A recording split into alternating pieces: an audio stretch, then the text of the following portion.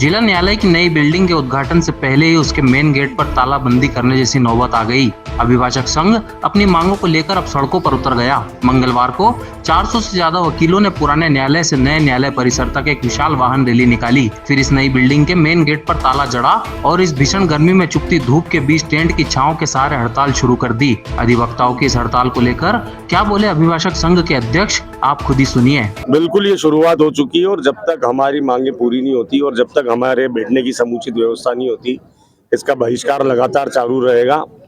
और वकील हमेशा से जो है आम जनता की, आम समाज की, सर्व समाज की लड़ाई लड़ता हुआ आया है और इस लड़ाई में हम पूरी कोशिश करेंगे कि इस वकीलों की इस लड़ाई में सर्व समाज को भी हम आगे जाके शामिल करें। देखिए, ये बिल्डिंग आप जो देख रहे हैं ये सिर्फ भव्य है।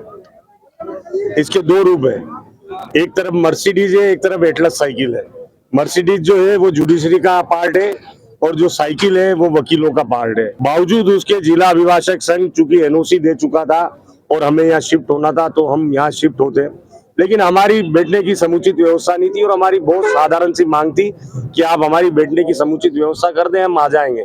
बावजूद उसके कि हमें जनरल वॉशरूम दिए गए, जनरल टॉयलेट दिए गए। जिला अभिभाषक संघ को जितने भी कक्ष आवंटित किए गए उनमें कोई फायर सेफ्टी सिस्टम नहीं है, इवन एक टैप, एक नल का कनेक्शन नहीं है। और अभिभाषक संघ के कक्ष में अगर कभी पोछा लगाने की जरूरत लगी तो ये पानी कहाँ से मुहैया कराएंगे? पीने के पानी की बात तो छोड़ ही दीजिए आप। प्रदर्शन जारी रहेगा, सब मिलके हम डे टू डे डिसाइड करते हैं कि अगला स्टेप क्या होगा। शुरुआत में तो जिला अभिभाषक संघ का मुख्य मुद्दा नए न्यायालय परिसर में वकीलों की बैठक व्यवस्था से जुड़ा था, लेकिन संघ के पदाधिकारियों सहित अधिवक्ताओं ने जब यहाँ का निरीक्षण किया तो नई बिल्डिंग के अंदर छुपी हकीकत भी सामने आ गई और इसी हकीकत के साथ अभिभाषक संघ ने अन्य अव्यवस्थाओं को सुगम बनाने के लिए भी मोर्चा खोल दिया। बिल्डिंग में मौजूद अव्यवस्थाओं को लेकर क्या बोले सचिव, आइए सुनते हैं। देखिए, जब से नवीन परिसर का निर्माण कार्य प्रारंभ हुआ उसी दिन से हमारे जो अध्यक्ष हैं मनीष जी जोशी वकील साहब, हमारे अध्यक्ष हैं, उन्होंने सभी जगह पत्राचार किया, सभी से संपर्क किया और ये कोशिश करी कि सभी वकीलों को ये पर्याप्त व्यवस्था हो सके। निरंतर सारे पत्राचार कंटिन्यू चलते हैं। उसके उपरांत भी यहाँ पे जुडिशली द्वारा वकीलों के बैठने की कोई व्यवस्था नहीं करी। उन्होंने जो बार रूम होते हैं वकीलों के लिए, उस बार रूम को पब्लिक रूम बनाने का प्रस्ताव रखा गया जो कि मान्य नहीं किया जाएगा। उन्होंने 4-4 हजार स्क्वायर फीट के 2 बार रूम दिए हैं और उनका ये कहना है कि बार रूम ही आपका व्यवसाय का स्थल होगा। उन्होंने अपने बिंदु से हट के और लोगों को गुमराह किया है, जुडिशली को गलत जानकारी ऊपर तक हाई कोर्ट में दी है कि साहब ये 2 बार रूम दिए हमने, इसमें सब पर्याप्त है। लेकिन उनको ये नहीं पता सर कि यहाँ ये जो कोर्ट है ये जिला कोर्ट है और वो इसको हाई कोर्ट के पैटर्न पे नहीं चला सकते। यहाँ गवाह भी आते हैं, साक्ष्य के रूप में लोग आते हैं, लोग अपने कई तरह के लोग यहाँ पे आते हैं, अपने वकीलों से मिलते हैं। देखिए, तालाबंदी इसलिए की गई है कि अभी 2 दिन पहले हम लोग यहाँ पे मार्किंग के हिसाब से आए थे। हमने ये कहा था कि अस्थायी रूप से हमें 3 महीने के लिए बैठने के लिए ये सामान्य पार्किंग दे दी जाए।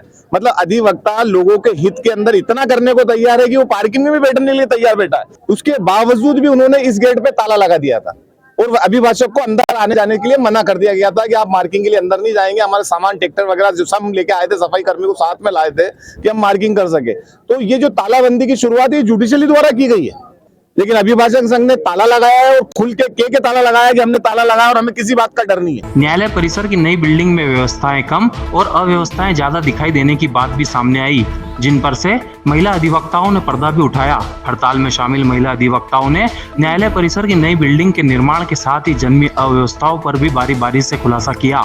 अब इन्होंने क्या कहा, देखें हमारी इस रिपोर्ट में। ये तालाबंदी न्यायालय पे तालाबंदी नहीं है, ये तालाबंदी है अव्यवस्थाओं पर, जो अव्यवस्थाएं इन्होंने जनता के लिए दी है। और महिलाओं ने तालाबंदी की, उसके लिए सबसे प्रमुख कारण ये है कि महिलाओं की सुविधाओं का न होना। जहां आप 33% आरक्षण की बात करते हैं, वहां पर इतना बड़ा भव्य आप न्यायालय परिसर बना देते हैं और उसमें एक शौचालय जैसी आम सुविधा महिलाओं के लिए नहीं रखी जाती है। एक कॉमन शौचालय है जिसमें पक्षकार महिलाएं भी आएगी और अधिवक्ता भी आएंगे। और देखिए इनकी विडंबना, देखिए इनका नक्शा, देखिए जहां जेंट्स पुरुष शौचालय है बिल्कुल उसके सामने महिला शौचालय, गेट खुलते हैं एकदम सामने की तरफ में। जो है स्तनपान के लिए एक व्यवस्था हमारे कानून में दी गई है कि आप वहाँ पर स्तनपान के लिए एक रूम रखेंगे, लेकिन आप उस रूम का अवलोकन करेंगे तो आप देखेंगे कि वहाँ पर जो शौचालय बनाया गया है वो पुरुष शौचालय बनाया गया है। आपके लिए 70% एक बहुत बड़ा भव्य जो है भवन बना दिया गया है। 30% में आपने कर्मचारियों को रख दिया है, उसी 30% में आपने अधिवक्ताओं को रख दिया, उसी 30% में आपने संपूर्ण जितने भी पक्षकार यहाँ पर आएंगे उनको रख दिया है। न्यायालय पे हमने ताला लगाया है। ज़्यादातर महिलाओं की असुविधा, यहाँ पर किसी प्रकार के महिलाओं को सुविधाओं को ध्यान में देखकर यह नहीं बनाया गया है। ना ही हमारे जो साथी अधिवक्ता हैं उनमें किसी प्रकार की सुविधा दी गई है। नया भवन तो अभी शुरू भी नहीं हुआ है और आप जाके अवलोकन करेंगे टाइल से टूट गई है, दीवारें छिद गई है सब, और जो महिलाओं का स्तनपान वाला रूम है वो भी कॉमन बना दिया गया है। पुरुष शौचालय महिलाओं के सामने बना दिया गया है। इस तरह से बहुत सारी असुविधाएं हैं जिनका ध्यान इनको देना चाहिए था। अब हमारी जो सारी मांगे हैं वो पूरी करेंगे, उसके बाद हम ये तालाबंदी खोलेंगे। हिंदी खबर वाला के लिए अभिषेक शर्मा और पवन राव शिंदे की ये रिपोर्ट।